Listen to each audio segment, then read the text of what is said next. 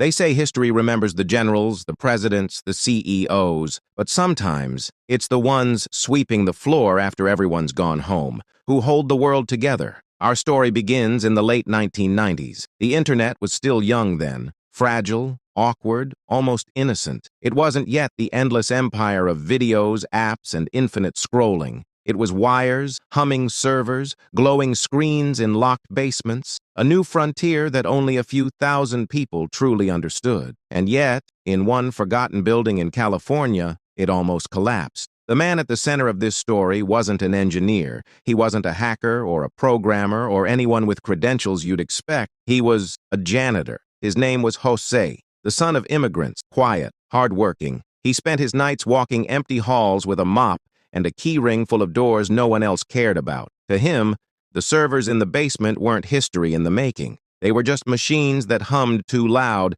and left the room always a little too warm. But on one night, Jose noticed something strange. The server room was louder than usual. Not just the usual hum, but a stuttering sound, a kind of choking rhythm. And more importantly, the lights, dozens of blinking indicators, were flashing in a way he'd never seen before. Most janitors would have ignored it. Most people would have walked on. But Jose had something rare, a kind of patience. He leaned down, listening, watching, and he saw smoke, a cable overheating. What Jose didn't know at that moment was that the servers he was looking at weren't just any machines. They were part of the backbone of the early internet. Routers that connected thousands of institutions, from universities to hospitals, and the overheating inside that basement could have triggered a cascading failure, one that experts later admitted could have taken down entire swaths of the web for weeks, maybe months. Jose didn't understand networks, but he understood fire. He pulled the plug on the overheating equipment,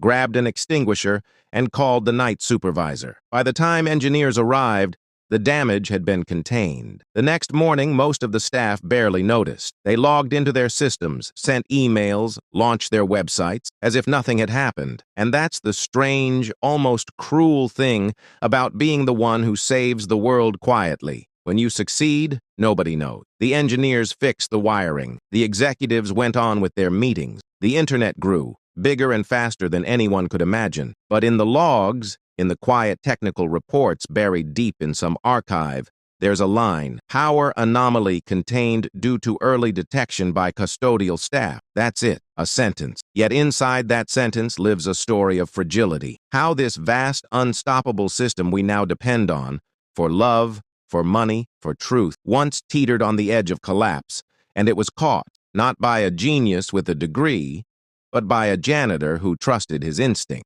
Years later, when Jose was asked about it by a local reporter, he shrugged. He said, "I just didn't want the place to burn down." There's something almost poetic in that. He wasn't trying to be a hero. He wasn't thinking about the billions of dollars, the millions of lives that depend on this invisible web. He was just doing his job. But maybe that's the point. The internet, this thing we treat like it's unshakable, eternal, has always been held together by people we don't see. The ones who patch, repair, maintain, the ones who aren't remembered.